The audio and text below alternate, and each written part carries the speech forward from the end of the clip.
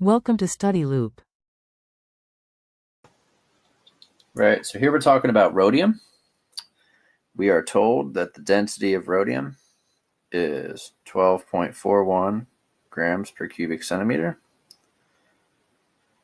And we are told that rhodium crystallizes into a face-centered cubic cell. What we want to figure out is what is the radius of rhodium? So this might seem daunting at first, but we can actually use some very straightforward information. Because it's a face-centered cubic cell, we know that the edge length of this cell is 2 times the square root of 2 times the radius. So this is our sort of our endpoint to determining what the radius is. So to get the radius, we need to determine what the edge length of the cell is. And the very helpful hint that gets us there is our density. So we know that 1 cubic centimeter of this material has 12.41 grams in it.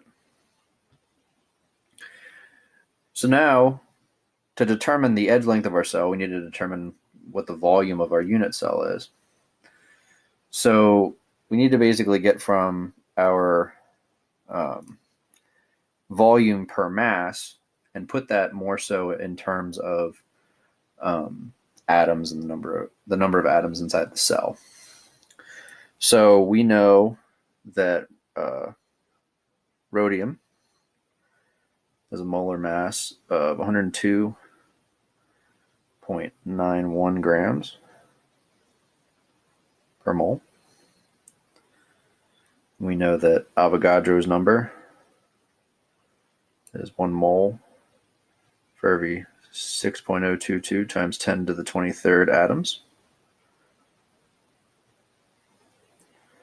And we know that a unit cell for a face-centered cubic lattice has 4 atoms per cell. And the reason we set this up like this again is because now we can cancel out grams, moles, and atoms. And what we're left with is the area per cell, which, because we're talking about a cube, if we determine the area for the cell, we can very easily take the cubed root and determine the edge length. So if we calculate this through, we find that the area of this cell is 5.508 times 10 to the negative 23rd cubic centimeters.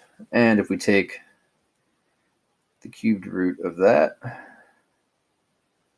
we find that the edge length of this cell is 3.804 times 10 to the negative 8th centimeters. Or we can write this as 380.4 picometers. Depends on which you prefer. Picometers is going to be a little bit more friendly in terms of finding our answer.